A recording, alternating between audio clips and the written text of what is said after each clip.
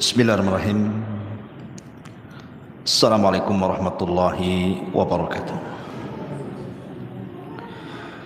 Alhamdulillah wassalatu wassalamu ala Rasulillah wa ala alihi wa sahbihi wa mawalah wa la hawla wa la quwata illa billahi wa ba'du. Alhamdulillah, di malam hari ini kita bisa duduk kembali di Masjid Nidaul Ilmi Puting Beliung. Salawat dan juga salam hadiahkan kepada Rasul kita Nabi besar Muhammad sallallahu alaihi wasallam. Biasa kita mengkaji kitab sirah dari Rahiqul Makhtum. Khusus malam ini kita akan membahas tentang beberapa dosa yang dianggap remeh manusia, bahkan tidak disadari bahwa itu sebuah dosa. Dari ucapan-ucapan manusia yang sadar ataupun tidak, terkadang terlontar. Dan ini banyak di masyarakat sehingga kita harus luruskan. Karena dosa lisan itu berbeda dengan dosa-dosa yang lainnya. Kata Nabi sallallahu alaihi wasallam, "Ma aktsaru ma yudkhilun nara al-fam wal faraj." Dua lubang yang menjadikan kebanyakan orang masuk neraka itu adalah lisan dan kemaluan. Sampai-sampai dosa lisan ini Allah Subhanahu wa taala mengutus dua malaikatnya untuk mencatat. Allah Subhanahu wa taala berfirman, "Ma yalfidu min qaulin illa ladaihi raqibun atid." Tidaklah ucapan manusia ketika terucap itu semua dicatat oleh malaikat raqib dan atid, sampai dikirim dua malaikat untuk mencatat semua yang keluar dari lisan ini. Bahkan terkadang manusia dimasukkan ke neraka itu bukan karena banyak bicara. Boleh jadi mungkin satu kalimat yang dikeluarkan, tapi satu kalimat ini mengandung kemurkaan Allah Subhanahu wa taala, itu sudah cukup memasukkan ia ke dalam neraka. Sebagaimana hadis Nabi sallallahu alaihi wasallam, "Wa innal 'abda la yatakallamu bil kalimati min sukhtillahi la yulki laha balan yahwi biha fi nari jahannam." Sungguh ada seorang hamba, kata Rasul, mengucapkan satu kalimat. Lihat, bahasa Rasul satu kalimat, bukan berkalimat-kalimat. Tapi dalam satu kalimat ini terkandung kemurkaan Allah. Hebatnya, dia ucapkan tanpa sadar. Bukan dengan kesadaran dia ucapkan, tanpa sadar pula dia ucapkan. Maka dampaknya cukup melemparkan orang ini ke dalam jahannam. Wajar kalau Nabi sallallahu alaihi wasallam mengatakan kepada Mu'ad, "Thaqilatka ummuka ya Mu'ad, wa hal yakubbun nas fi nari ala wujuhihim aw ala manakhirihim illa hasaidu alsinatihim." Celaka dirimu hai Mu'ad, kebanyakan manusia terjerumus ke dalam neraka di atas wajah dan hidung mereka itu kecuali karena dosa-dosa lisan. Maka malam ini kita akan membahas tentang dosa lisan. Kalimat-kalimat yang biasa diucapkan manusia padahal di dalamnya ada kemurkaan Allah Subhanahu wa taala. Apa saja kalimat-kalimat itu? Yang pertama, kita sering mendengar di masyarakat, kalau ada orang dinasihati, umpamanya seorang perempuan tidak pakai jilbab. Dinasihati, pakailah jilbab, tutup aurat, berdosa. Apa katanya? Yang penting hatinya. Sering ngomong gitu kan? Yang penting kan hatinya Ustadz katanya. Gitu. Ma'asyiral muslimin yang dimuliakan Allah Subhanahu wa taala, ini tersebar kalimat seperti ini. Yang penting hatinya. Dikiranya Allah Subhanahu wa taala itu ya hanya menghisab hati orang saja. Allah itu bukan menghisab itu lantaran kesalahan hati saja. Kesalahan lisan, kesalahan badan, semua dihisab. Makanya dalam hadis yang masyhur Nabi SAW mengatakan, innallaha la yanzuru ila ajsamikum wala ila suwarikum walakin yanzuru ila qulubikum wa a'malikum.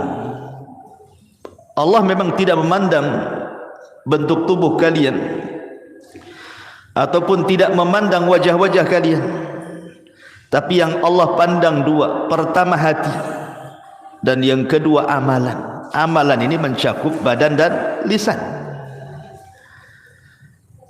Maka hati-hati kalau ngomong yang penting hatinya itu. Karena yang dihisab itu bukan hanya sekedar hati, saya ulangi, tetapi juga anggota badan dan juga lisan. Tadi hadis yang saya sebutkan, wa innal abda la yatakallamu bil kalimati min sukhtillahi la yulki laha balan yahwi sahibuha fi nari jahannam wa fi riwayatin tahwi bihi sab'ina kharifan finnar. Seorang hamba mengucapkan satu kalimat. Kalimat pakai apa? Pakai hati, pakai lisan. Kalimat itu dia ucapkan tanpa sadar. Rupanya kalimat itu mengandung kemurkaan Allah Azza wa Jal, cukup memasukkan dia ke dalam jahannam. Dalam riwayat dilemparkan ke dalam neraka jahanam sedalam 70 tahun. Maka hati-hati ngomong seperti itu. Yang penting hatinya. Orang yang ngomong yang penting hatinya pun belum tentu hatinya baik kan. Kalimat yang penting hatinya, emang hati anda yang ngomong begitu bersih? Kalau hati anda bersih, pasti akan melaksanakan perintah dan menjauhi larangan. Kalau bersih hatinya. Ketika anda mengatakan yang penting hati, menunjukkan hati anda ini kotor sebenarnya, tidak tunduk kepada syariat. Maka hindari kalimat-kalimat seperti ini. Ini kalimat pertama. Kemudian yang kedua, kalau ada orang dinasihati, umpamanya ini ya terbalik nih, wanita ini sudah berjilbab, panjang pula jilbabnya, pakai cadar, nikob, kaos kaki, kaos tangan gitu ya. Tetapi mungkin masih belum bisa meninggalkan perbuatan buruknya seperti ghibah, namimah, masih ada lah gitu. Muncullah kalimat apa? Daripada engkau melakukan ghibah, lepas saja jilbabmu. Buat apa pakai jilbab kalau lidahnya masih menggibah orang? Aneh kamu ini, kadang-kadang lidahmu lebih panjang daripada jilbabmu. Copot sajalah katanya. Masa orang suruh nyopot jilbab gara-gara ghibah? Anda harus paham, wa ma tuqaddimu min khairin ya'lamhu Allah. Kebaikan apapun yang anda sodorkan kepada Allah, Allah pasti akan membalasnya, sekecil apapun. Sebagaimana sekecil apapun dosa yang anda lakukan pun Allah akan mencatatnya. Jadi nggak ada hubungan kait antara jilbab dengan ghibah. Jilbab itu berpahala, ghibah itu berdosa. Tinggal ditimbang aja lah pahala dan dosanya.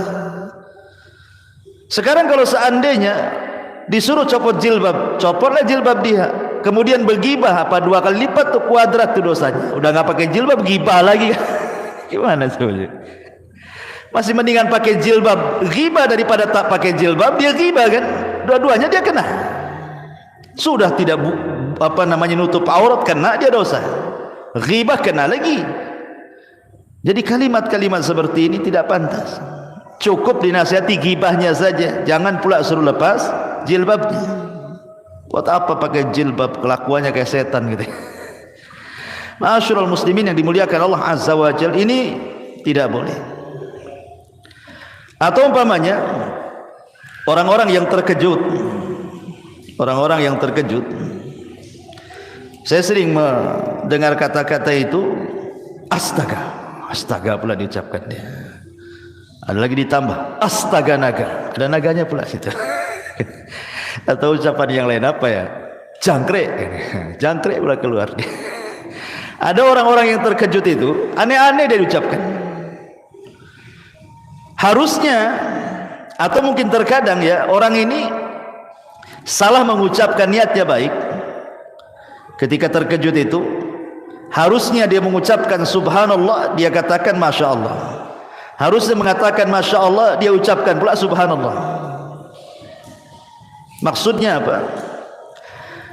Kalimat subhanallah ikhwan itu artinya maha suci Allah. Seharusnya ucapan subhanallah ini diucapkan kapan?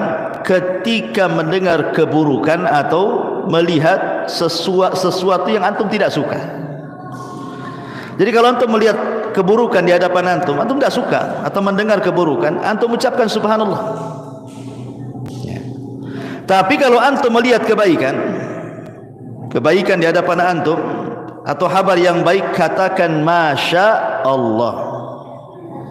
Itu balik kan antum. Wow, kalau mantap subhanallah, masya Allah ya. Begitu juga ketika terkejutnya karena apa? Kalau terkejutnya karena sebuah keburukan, lupa ya, tertinggal sesuatu di rumah, itu kan keburukan namanya. Katakan subhanallah, lupa tadi. Nah gitu ya.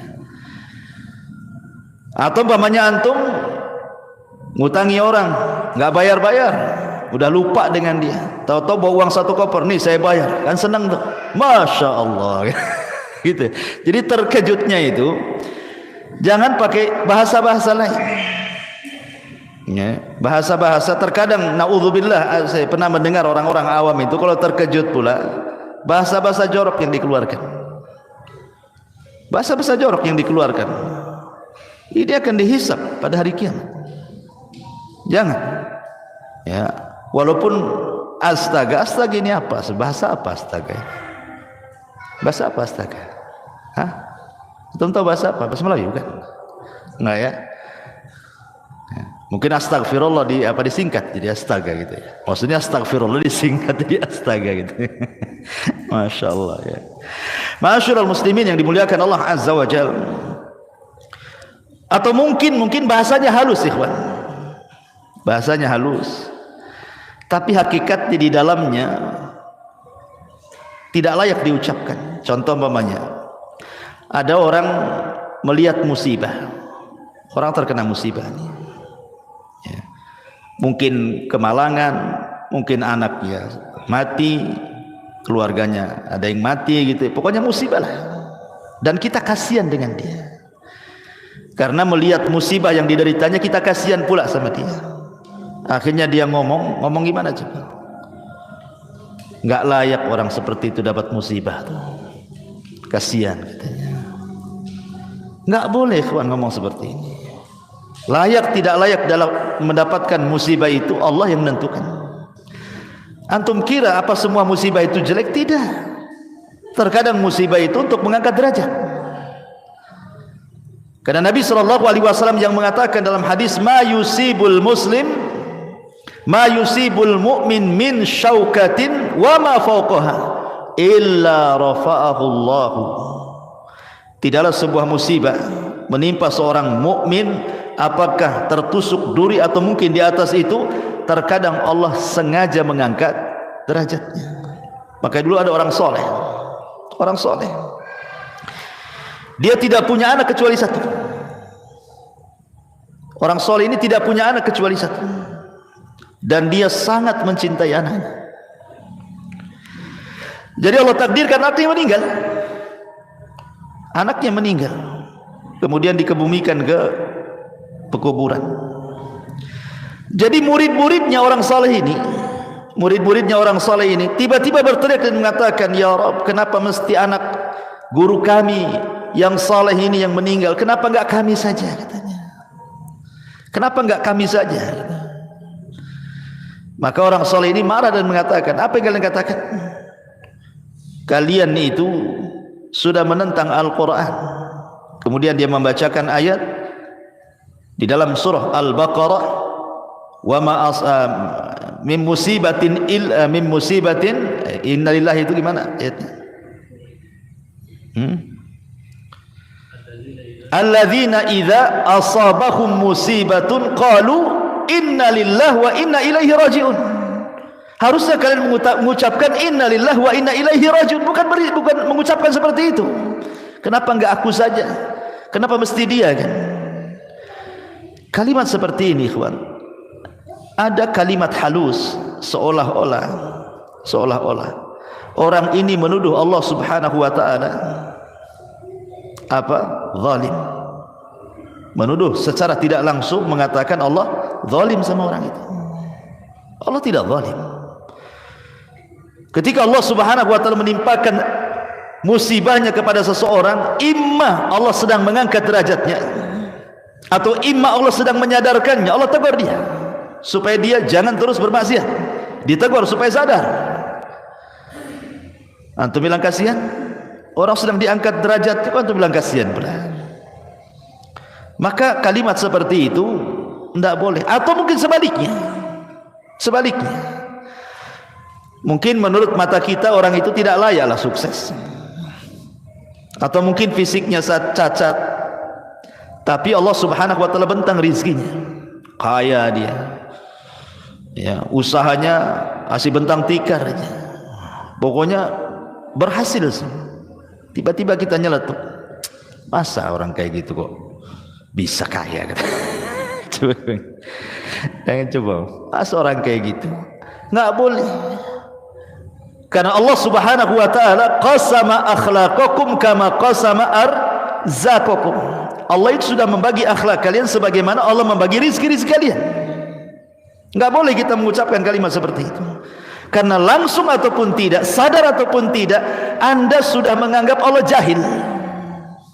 Mungkin Allah jahil, Allah bodoh, ya, suka-suka dia ngasih gitu. Enggak, Allah ketika memberikan rizki tahu sesuai dengan kemaslahatan hamba itu. Kan Allah yang ciptakan kita. Kalau Allah memberikan rizki itu, Allah paham dengan ilmunya. Kenapa kita kemudian mengatakan seperti itu? Tidak boleh.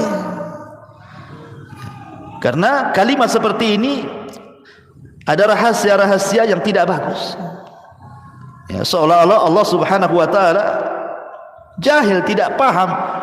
Terkadang ikhwan, ada orang-orang itu sengaja Allah Subhanahu wa ta'ala berikan kekayaan. Lau afqartuhu, kata Rasul dalam hadis qudsi, kalau seandainya aku fakirkan dia, la afsadat fi dini, boleh jadi dia rusak agamanya. Atau ada di antara hamba itu, laman yasluhu illa al faqr, lau agnaituhu la afsadat fi dini. Atau ada orang-orang yang sengaja Allah fakirkan, enggak kaya-kaya, usaha macam mana pun enggak kaya-kaya dia. Sebab kata Allah dalam hadis qudsi, sebab kalau aku buat dia kaya makin rusak agamanya. Allah maha paham ya apa yang diberikan. Enggak boleh kita ngomong seperti itu. Dan ngapain pula antum ngurusi orang? Kok ngurusi orang pula? Itu hasad namanya, ya kan? Maka kalimat-kalimat seperti itu tak layak diucapkan. Ataupun mencela waktu. Nah, ini yang sering, ya, sial banget hari ini. Nah, sering antum dengar gitu? Sial banget hari ini. Ataupun mengatakan, umpamanya antum diajak pesepak bola nih, hari Rabu pula, ya, kemudian mengatakan, kalau Rabu pasti antum kalah tuh. Jadi kekalahan dinasabkan ke hari Rabu, ya, atau hari Senin gitu ya. Atau orang-orang Jawa gitu ya, ada sebagian mereka yang masih meyakini bulan Suro itu bulan petaka. Kalau datang bulan Suro, aduh ini bulan penuh petaka ini katanya. Bulan Suro dibilang petaka gitu ya. Tidak boleh. Atau lebih parah lagi nih, zaman edan katanya. Kamu yang edan bukan zaman. Ya. Kalimat-kalimat seperti ini tidak boleh. Kenapa demikian? Imam Syafi'i rahimahullahu ta'ala mengatakan, naibuz zaman wal aibu fina wama lizaina atau wama lizamanina aibun siwana. Kata Imam Syafi'i, naibuz zamana wal aibu fina wama lizamanina aibun siwana. Kata Imam Syafi'i rahimahullahu ta'ala, kita mencela zaman, waktu, sedangkan yang tercela adalah kita. Tidak ada aib bagi zaman selain aib yang datang dari kita. Tidak boleh kita mengatakan zaman edan. Zaman itu enggak edan sejak zaman dulu, sejak terbit matahari dulu sampai terbenam, sampai hari ini begitu-begitu saja. Hari berlalu datang, minggu pergi datang, bulan entah kemana datang, tahun, semua sama dari dulu sejak Adam sampai sekarang. Ya gini-gini saja waktu. Cuman ada yang makin ke sini, maksud mendekatkan kiamat, maka makin dipercepat waktu itu. Hanya itu saja. Tapi kalau kita celah zaman dengan mengatakan seperti itu, ini sial banget ini hari ini. Ini tidak boleh, karena langsung ataupun tidak Anda sedang mencela yang menciptakan zaman, yang membolak-balikan zaman. Kata Rasul, la tasubbu dahra fa inna ma ana dahru. Jangan kalian cela waktu, aku yang membolak-balikan waktu, kata Allah. Jadi mencela waktu itu sama dengan mencela yang membolak-balikannya siapa? Allah. Allah antum celah, ya. Ma'asyiral muslimin yang dimuliakan Allah Azza wa Jalla. Walaupun dalam hal ini ulama membagi tentang hukum mencela waktu ini. Kalau maksudnya sekedar memberikan kabar saja, lil khabar saja, umpamanya memang hari ini panas luar biasa, panas sekali, kemudian kita katakan, aduh lelah kali hari ini, ya, lelah kali hari ini karena panas, itu tidak apa-apa, karena sifatnya khabar, menghabarkan, tidak ada celahan di sini, ya. Yang tidak boleh itu kalau seandainya kita mencela, sial kali hari ini, itu mencela, edan kali zaman ini, itu mencela namanya, itu tak boleh. Atau yang ketiga bisa jatuh kepada syirkul akbar. Kalau yang tadi mencela zaman bisa saja masuk kepada syirkul asghar atau haram. Tapi kalau dia mencela zaman atau meyakini zaman itulah yang membawa petaka, maka ini bisa syirkul akbar, karena zaman itu tidak bisa apa-apa oleh yang putar, ya. Menasabkan peristiwa kepada zaman itu salah. Ini juga diantara ucapan yang sering diucapkan manusia. Atau umpamanya berandai-andai. Di masyarakat kan suka tuh ngomong berandai-andai itu, tapi bukan untuk lil khabar, bukan karena khabar menghabarkan, atau bukan karena sebuah nikmat, bukan. Kalau untuk khabar dan nikmat tidak ada masalah. Contoh umpamanya, seandainya kamu datang kemarin, wah, kami masak-masak nasi kebuli, itu tidak apa-apa, ngasih kabar, ya kan, nggak ada masalah kan, ya. Atau umpamanya dia berandai-andai, andai aku seperti dia, kaya, aku pun sama lah mau haji, tidak ada masalah, ya. Tapi kalau andai-andainya itu sudah nyerepet takdir, cobalah anakku nggak keluar hari ini, nggak ketabrak lah dia.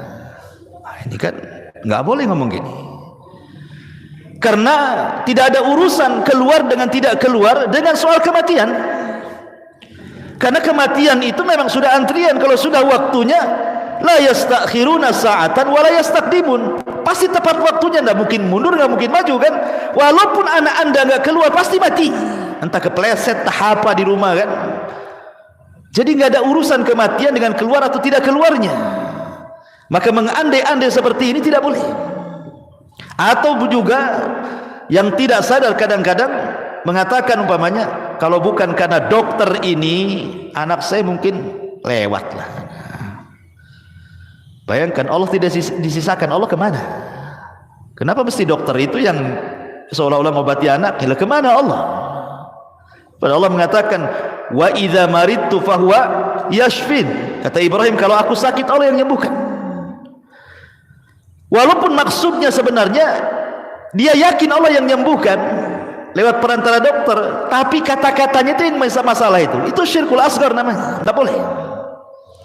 Apalagi kalau diyakini dokter itu yang menyembuhkan, syirik besar lagi dia. Nah, ini kalimat andai-andai ini bahaya. Andai saya hendak ke sana, tentu nggak akan terjadi seperti ini. Coba saya tadi jalan pulang nggak lewat sini, nggak jatuhlah sini lubang. Nah, itu kan andai-andai kayak gini bahaya. Ya.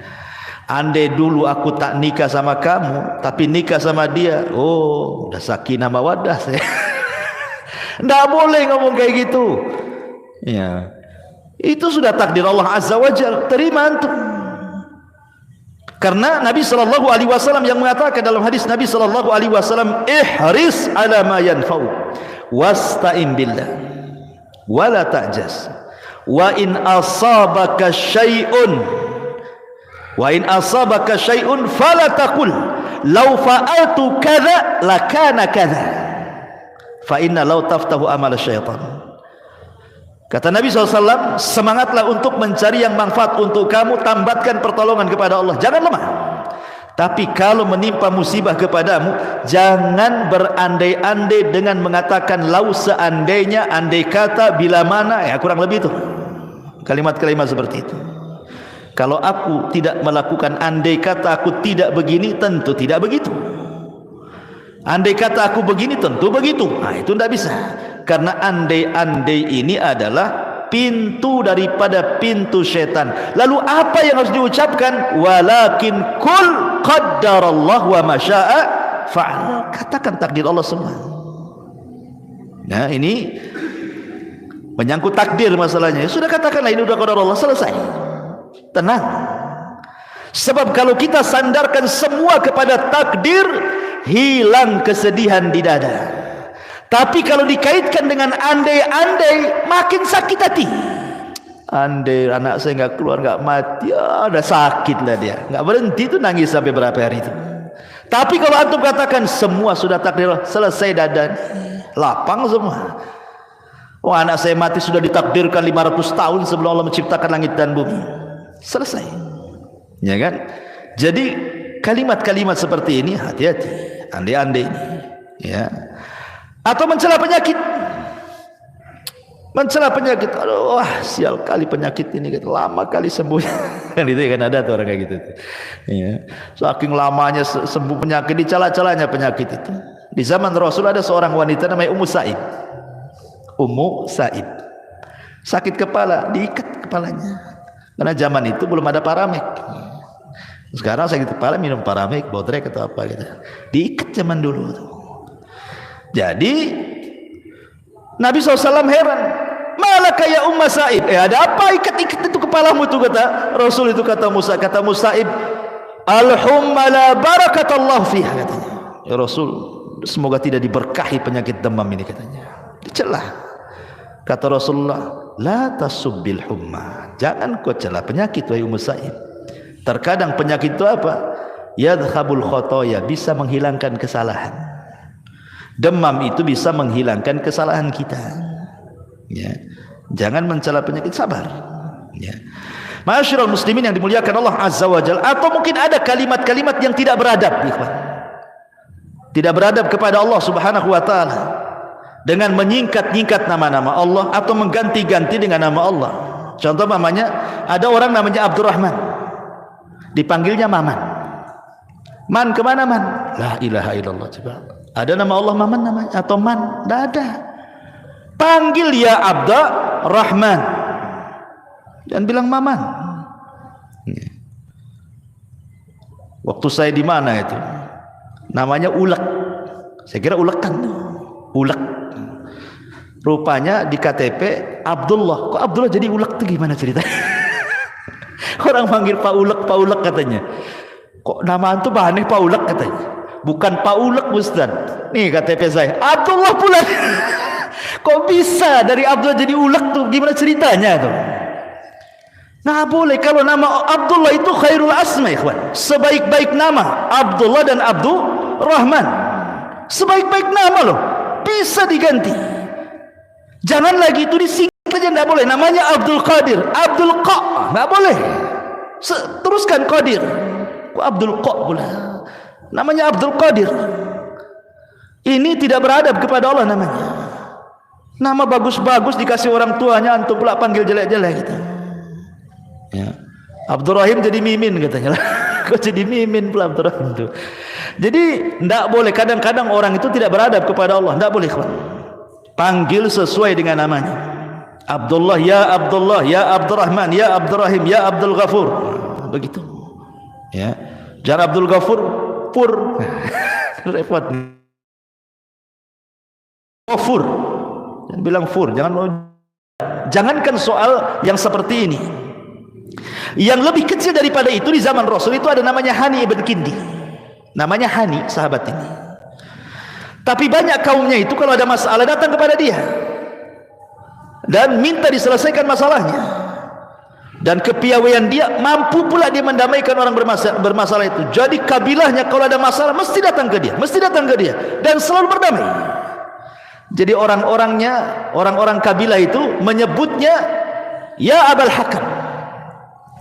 Namanya Hani ibn Kindi, tapi disebut ya Abul Hakam. Ingat Rasul mengatakan apa? Innallaha huwal hakam wa ilaihil hukm. Allah lah hakam, semua hukum kembali kepada dia. Abul Hakam itu bapak pemutus masalah. Hakam itu artinya. Maka suatu ketika berjumpa dengan Rasulullah, bercerita oleh dia, Rasul, kaumku apabila berselisih mereka datang kepadaku, aku pun berhukum dan mereka pun ridho dua-duanya. Maka orang-orang menyebutnya Abul Hakam. Kata Rasul, apakah kamu punya anak? Ya, punya anak. Berapa? 3. Laki-laki, semua laki-laki. Siapa namanya? Pertama Syureh, yang kedua Muslim, yang ketiga Abdullah. Kata Rasul, anta Abu Syureh, bukan Abul Hakam. Diganti sama Nabi. Karena hakam tidak boleh. Hakam itu milik Allah. Ya. Masyarul muslimin yang dimuliakan Allah Azza wa Jalla. Intinya bahwa tolong beradab, berakhlak kepada Allah. Kalau panggil-panggil nama itu jangan asal panggil. Apalagi itu nama baik. Nama yang menyangkut nama-nama Allah Subhanahu wa taala. Atau ucapan sebagian dokter, ucapan sebagian terapis kesehatan. Hati-hati Pak Edi, suka ngobati orang nih. Ini kalau gimana dok, pasien dok? Ya kami ini hanya berusaha, sisanya diberikan sama Allah. Coba Allah kasih sisa pula. Sisanya kepada Allah. Dari awal sampai akhir Allah yang nyembuhkan, nggak ada sisa-sisa. Masa Allah disisain ini gimana? Seolah-olah antum yang paling berjasa, Allah pula sikit sisanya. Akalnya di mana coba? Ya, padahal Allah Subhanahu wa taala jelas-jelas mengatakan kul innal amra kulluhu lillah. Katakan semua perkara itu milik Allah dari awal sampai akhir. Kalau bahasanya mungkin begini, ya saya sih cuman usaha, tapi semuanya saya serahkan kepada Allah. Nah, itu kan bagus tuh. Ini enggak, saya sih ya saya akan usahakan, sisanya saya kasih Allah. Allah disisai dulu. Hati-hati nih yang tukang obat-obat ini. Taib. Ini juga masalah. Kemudian juga yang banyak di masyarakat itu menyangkutkan masyiah kepada takdir. Ya, sya'atil aqdar bahasa Arabnya. Mungkin bahasa kitanya ya semua atas kehendak takdir. Semua atas kehendak takdir. Ya kalau takdir berkehendak ya jadilah katanya. Takdir ini makhluk Allah. Masa antum kemudian meletakkan masyiah kepada makhluk? Lanjutkan kata-katanya, semua atas takdir Allah. Allahnya jangan tinggal. Jangan dinasabkan kepada takdir saja. Jadi harus dipahami di sini, takdir kan makhluk Allah. Allah yang kemudian memerintahkan untuk mencatat, dicatat di Lauhil Mahfuz. Lauhil Mahfuz makhluk Allah. Nah, kecuali Al-Quran itu kalamullah. Tapi catatannya seperti di mushaf ya itu makhluk kan gitu ya, kertasnya makhluk. Tapi kalam yang dicatatnya kalamullah. Ya. Jadi ini dan takdir ini kan sifatnya maknawi, ikhwan. Bukan sifatnya hissi bisa diraba. Takdir itu kan maknawi, tidak bisa diraba. Bagaimana kemudian seseorang hanya meletakkan masyiah kepada takdir gitu? Jangan. Bilang semua atas kehendak Allah. Itu lebih tepat lagi. Ya, taib. Kemudian juga terkadang ada orang yang kadang-kadang marah sama orang, mungkin benci sama orang itu. Akhirnya dia mengucapkan kalimat seperti ini, saya haramkan dia ke rumah saya, katanya. Saya haramkan dia ke rumah saya, haram saya bagi dia itu. Nggak boleh. Halal haram itu milik Allah. Yang berhak mengatakan hadza halal, hadza haram itu Allah. Kita tidak punya hak mengharam-haramkan orang. Allah tidak mengharamkan orang masuk rumah antum kan gitu. Kecuali kalau seandainya ada orang yang melakukan maksiat, kita katakan haram alaika, haram. Apa ini? Itu benar, mengharamkan yang Allah haramkan kan. Tapi antum mengatakan haram dia menginjak rumah saya, lah antum mengharamkan sesuatu. Nabi saja ketika mengharamkan madu gara-gara kecemburuan Aisyah dengan Hafsah, akhirnya turun ayat, ya ayyuhan nabi lima tuharrimu ma ahallallahu lak tabtagi mardata azwajik. Hei Nabi, kenapa kau haramkan yang Allah halalkan, hanya mencari keridhaan istrimu? Tidak boleh. Ya. Jadi urusan halal haram itu urusan Allah. Bahasanya pakai jangan bahasa haram lah gitu. Saya tidak suka dia datang ke rumah, kan enak gitu ngomong gitu. Saya haramkan dia ke rumah saya. Dia pula yang mengharamkan gitu. Ya.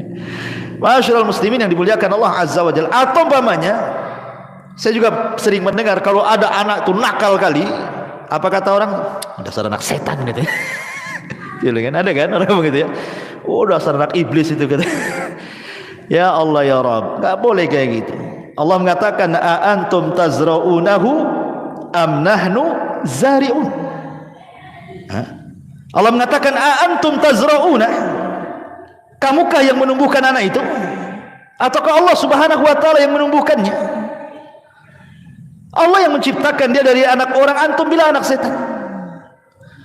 Nabi SAW pernah mengatakan begini, la taqul ta'isha syaitan fa innaka idza qulta dzalika ta'azam hatta yakuna mithla al bait wa yaqul bi quwwati walakin kul bismillah fa innaka idza qulta dzalik tasaghara hatta yakuna mithla dzubab. Jangan kamu mengucapkan celaka setan. Celaka setan sama juga, karena anak itu celaka tiba anak setan. Ya, kurang lebih bahasanya itu. Jangan mengatakan celaka setan. Karena ketika kamu mengucapkan kalimat itu, maka setan akan merasa besar dirinya seperti seukuran rumah. Setan akan membanggakan dirinya, dia jatuh karena kekuatanku. Namun ucapkanlah bismillah, karena jika kamu mengucapkan kalimat itu, setan akan mengecil hingga seperti lalat, kata Rasul. Ya. Jadi ingat, jangan sembarang orang mengatakan anak setan, anak iblis gitu ya. Tidak boleh. Itu anak orang itu. Bapaknya tahu marahlah. Ini anak saya, bukan anak setan. Bisa marah tuh. Ya, ini kalimat-kalimat seperti ini tidak boleh. Dan termasuk mencela, tidak boleh. Ya. Ataupun mamanya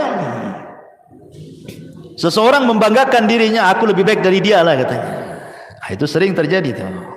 Antar kita aja gitu. Aku lebih bisa daripada dia, lebih hebat, lebih bisa, lebih semuanya. Itu ananiyah namanya. Ini ucapan yang pertama kali ngucap kalimat ini iblis, ana khairun minhu khalaqtani minar wa khalaqtahu min tin. Aku lebih baik dari Adam. Kau ciptakan aku dari api, kau ciptakan dari tanah.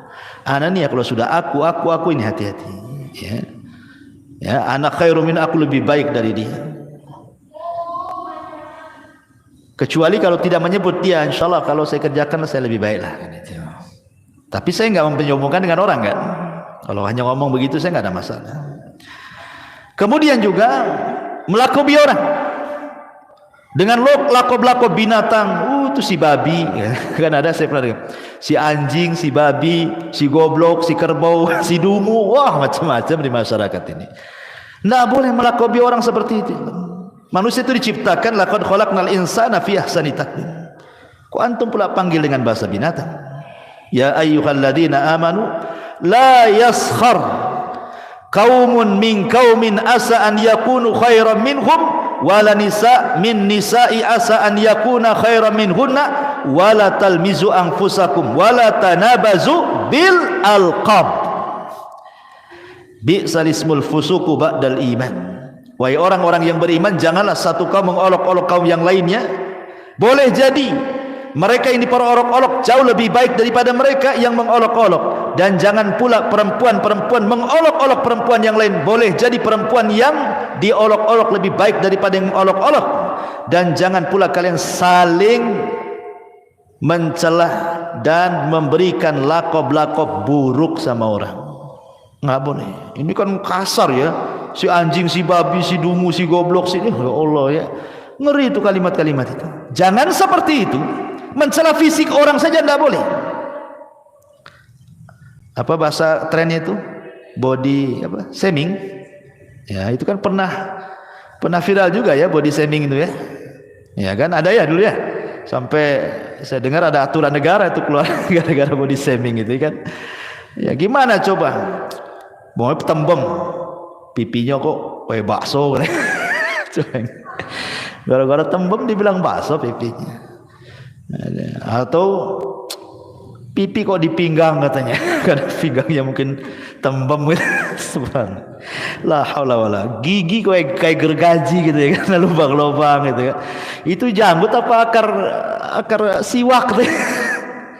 Subhanallah ikhwan, body shaming tidak boleh. Antum mencela body orang itu sama dengan mencela yang menciptakannya. Tidak boleh. Di zaman Rasul ada seorang namanya sahabat Abdullah bin Mas'ud radhiyallahu anhu. Abdullah bin Mas'ud ini naik ke atas pohon kurma. Pohon kurma. Dia kan kurus sekali, kurus ceking Abdullah bin Mas'ud itu. Jadi betisnya itu kayak kulit berbalut tulang saja, atau tulang berbalut kulit saja, enggak ada dagingnya. Naik dia ke pohon kurma, datang pula angin, tersingkap pula betisnya. Semua sahabat mentertawakan betisnya Abdullah bin Mas'ud karena kecilnya. Dari as-sabiqun al-awwalun. Marah Rasul dan mengatakan walladzi nafsi biyadihi la tadhaku katanya. Kemudian Rasul mengatakan lahuma, maksudnya betisnya Abdullah bin Mas'ud asqal fil mizani min jabalil Uhud, kata Rasul. Jangan kalian mencela betisnya, kedua betis Abdullah bin Mas'ud. Abdullah bin Mas'ud kalau ditimbang kedua betis itu di hadapan Allah, itu gunung Uhud tidak lebih berat daripada kedua betisnya katanya. Artinya dua betis Abdullah bin Mas'ud jauh lebih berat kalau ditimbang di hadapan Allah daripada gunung Uhud. Tidak boleh. Ya, body shaming itu tidak boleh. Mencela fisik orang. Ya, ketinggian pohon kelapa kan itu. Kependekan cebol atau apa istilahnya kan. Di masyarakat kan banyak tuh. Ya bahasa-bahasa yang kadang-kadang ngeri gitu. Gemuk bilang gajah kan itu. Coba yang kan. Gemuk dibilang gajah, ya. Kurus dibilang apa tuh? Apa istilahnya kurus tuh? Ceking kan itu. Nah, kalau ceking bahasa lain dari kurus ya tidak apa-apa lah kan.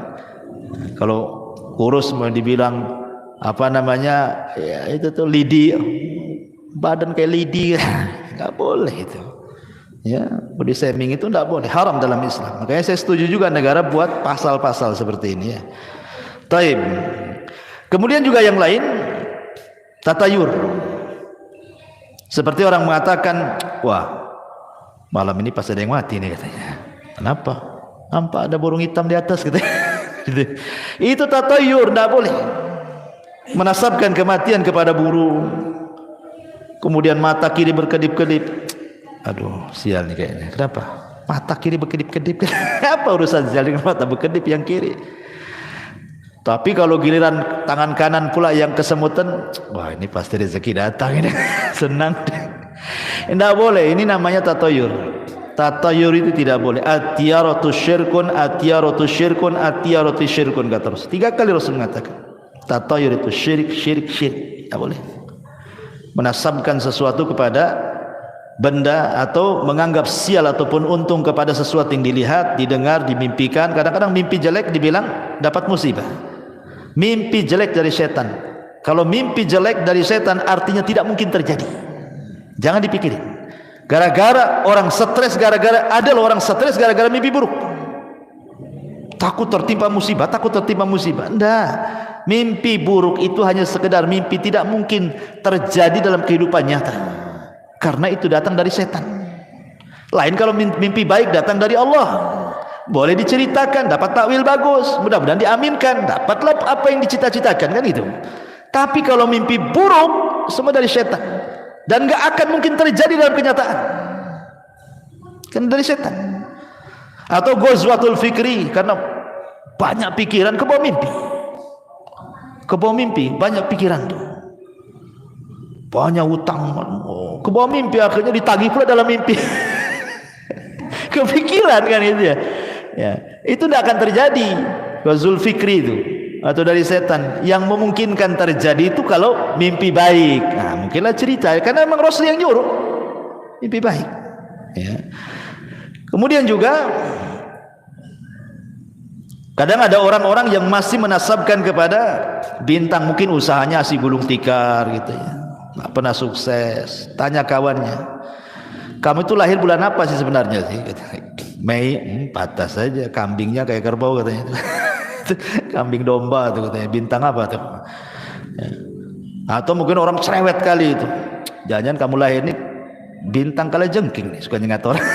Itu ya. Nggak bisa antum ngomong kayak gitu dikait-kaitkan dengan bintang, karena ini nggak boleh, ini nujum. Nabi SAW mengatakan man iktabasa ilman minan nujum faqad iktabasa syu'batan minas sihri zada ma zada, kata Rasul. Siapa yang memperdalam ilmu perbintangan, maksudnya ilmu taksir bukan tasir. Kalau tasir tidak apa-apa kayak digunakan BMKG, tapi kalau taksir bahwa bintang memberikan pengaruh kepada peristiwa bumi, itu yang tak boleh. Siapa yang mempelajari ilmu perbintangan untuk ilmu taksir, maka dia sama dengan mempelajari sihir, makin dalam makin kufur dia. Hati-hati.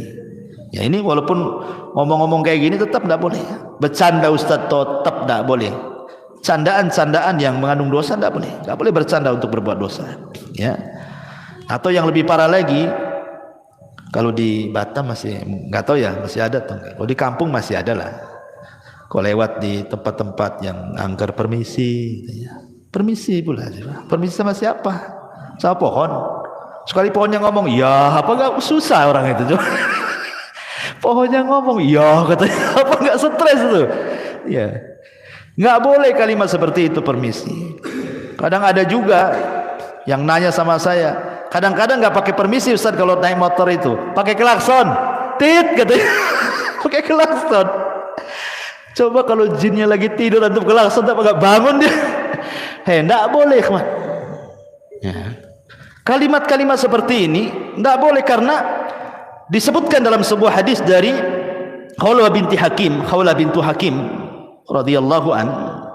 Jadi dia pernah mendengar Nabi mengatakan, man nazala manzilan thumma qala a'udzu bikalimatillahi tammati min syarri ma khalaq.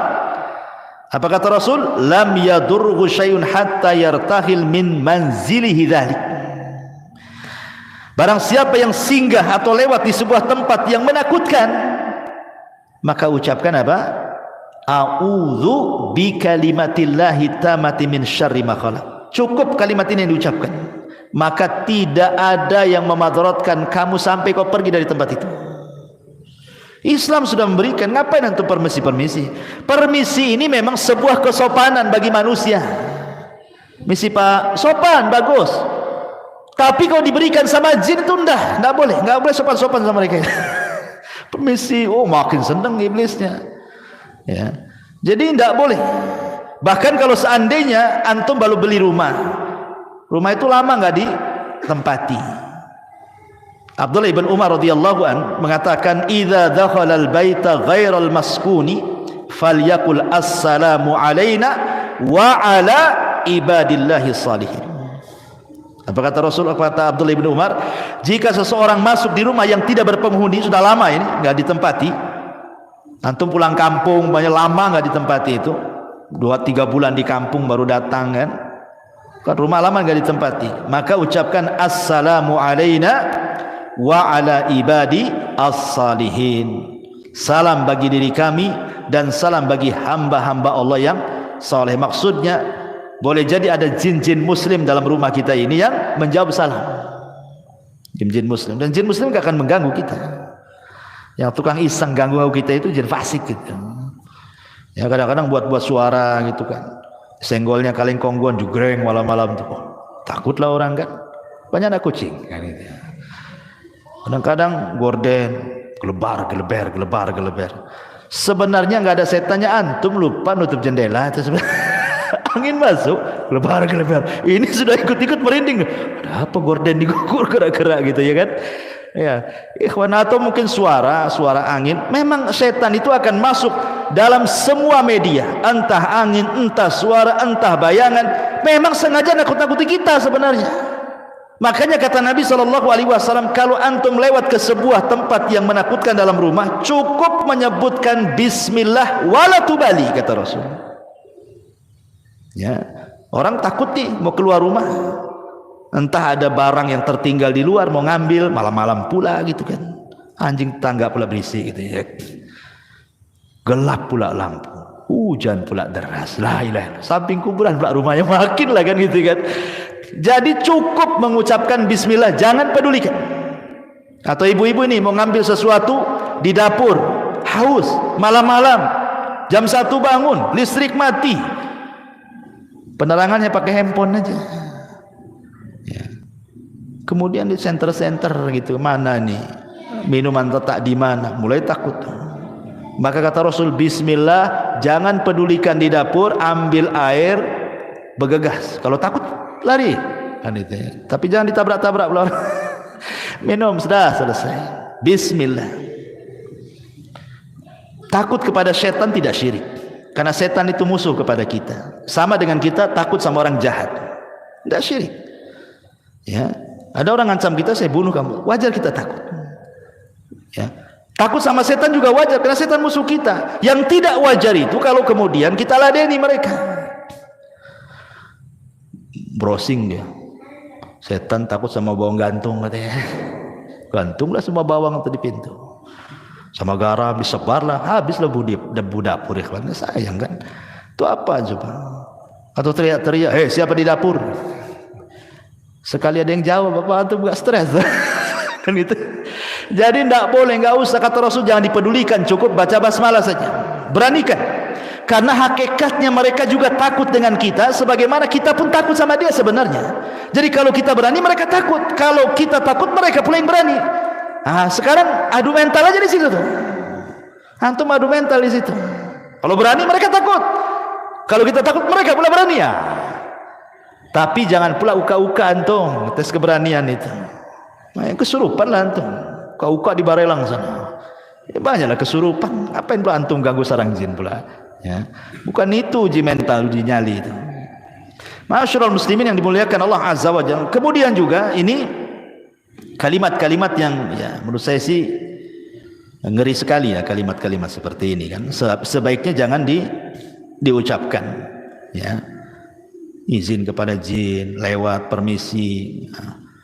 Ya, maka itu dilarang dalam Islam, karena bagaimanapun bagi seorang yang muwahhid tidak pantas takut kepada setan. Takut itu hanya diberikan kepada Allah Subhanahu wa taala. Ya. Kemudian juga kalimat sumpah, demi bapakku, ya kan? Demi ibuku tolonglah. Tidak boleh. Bersumpah kepada selain Allah, apakah kepada ibu bapak kita, dilarang dalam Al-Qur'an. Allah mengatakan di dalam Al-Qur'anul Karim, ala innallaha, dalam sebuah hadis, dalam sebuah hadis yang dikeluarkan Bukhari dan Muslim, Nabi mengatakan, innallaha yanhaakum an takhlifu bi abaikum, faman kana halifan falyakhlif billahi aw liyasmut. Kata Nabi, Allah melarang kalian untuk bersumpah kepada bapak moyang kalian atau kepada bapak-bapak kalian. Kalau hendak bersumpah, maka bersumpahlah kepada Allah. Demi Allah, jangan demi bapakku, demi ibuku, nggak boleh. Ustaz, demi cintaku padamu gimana? Ya. Kalau itu jadi sumpah, tidak boleh. Kalau itu maksudnya sumpah. Demi cintaku lo dimaksudkan sumpah, tidak boleh. Syirik asghar tidak boleh. Karena Rasul mengatakan falyahlib billahi aw liyasmut. Bersumpah kepada Allah, kalau tidak bisa diam. Kalau tidak bisa diam. Ya. Ini juga hal-hal yang terkadang di masyarakat itu sering kita mendengarnya. Apalagi kawan ya, biasanya yang sering antum dengar apa lagi? Hah? Ada antum dengar istilah-istilah lagi di masyarakat. Ya. Ini yang saya catat aja ya. Lah kalau yang seperti ini aja terlarang. Apalagi lebih daripada ini. Mencela Allah, mencela Islam, mencela Al-Quran. Masyaallah muslimin yang dimuliakan Allah Azza wa Jalla. Kapan hari saya dengar YouTube itu ya. Ya. Jadi di YouTube itu ada orang yang mencela seolah-olah mungkin dia melihat ada kelakuan beberapa umat Islam, kelakuan mungkin menurut pandangan dia tidak sesuai dengan syariat. Akhirnya dia mengatakan, kalau Islam kayak gitu lebih baik aku kafir katanya. Ini enggak boleh kawan kalimat ini. Masa mendoakan kekafiran seperti itu? Enggak boleh. Seolah-olah kemudian mengeneralisir semua orang kayak dia kan itu. Ya kalau memang dia saja salahkan. Jangan kalau Islam kayak dia enggak akan saya masuk Islam, saya kafir aja katanya. Sampai kemudian mengatakan sejak kapan Nabi Muhammad itu agamanya Islam tuh. Otak di mana otak jadi dengkul gini ya. Masyaallah muslimin yang dimuliakan Allah Azza wa Jalla. Kok bisa dia mengatakan seperti itu? Liberal. Pemahaman liberal ya. Dengan mengatakan mana sejak kapan Nabi Muhammad itu Muslim? Bukan liberal, maunya itu menyamakan semua agama kan begitu. Allah mengatakan faqulu syhadu bi anna muslimun. Faqulu syhadu bi anna muslimun. Katakan saya ini muslim, berserah diri itu artinya. Karena Islam itu artinya berserah diri. Ya. Dan makna Islam itu salah satunya apa? Bara'atu minasyirki wa ahli. Berlepas dari kesyirikan dan para pelakunya. Kalau semua agama sama, tidak sama. Karena di antara makna Islam itu adalah bara'atu minasyirki wa ahli. Berlepas dari kesyirikan dan para pelakunya. Sekarang Nasrani, di mata kita mereka musyrik. Karena menyatakan Isa itu Tuhan, menyekutukan kan. Yahudi kita katakan bukan hanya kafir juga gitu. Ada bau-bau musyrik yang mengatakan Uzair itu anak Allah. Allah mengatakan qul huwallahu ahad, Allahus samad. Lam yalid wa lam yulad wa lam yakul lahu kufuwan ahad. Allah yang mengatakan lam yalid wa lam yulad, dia pula yalid yulad. Gimana ceritanya? Ya. Jadi ini kalimat-kalimat bisa saja masuk ke munafikan, menghancurkan Islam dari dalam orang kayak gini. Ya. Itu loh yang kribo-kribo tuh. Ya, yang ngomong tuh ya. Masyaallah muslimin yang dimuliakan Allah Azza wa Jalla. Ataupun seseorang mengaku memiliki nasab kepada Nabi, tetapi sebenarnya tidak ada bukti nasab dia kepada Nabi. Saya ini loh Habib juga loh. Nah, saya Habib, saya ini dari kabilah Asegab atau kabilah apa gitu ya. Nah, biasanya kan hanya ngaku saja, nggak ada buktinya. Maka Nabi SAW mengatakan manidda ila ghairi abi wa huwa ya'lam annahu ghaira abihi fal jannatu alaihi haram, kata Rasulullah. Barang siapa yang mengaku nasabnya kepada selain ayahnya padahal dia tahu dia bukan ayahnya, sorga bagi dia haram. Haramkan sorga, hati-hati.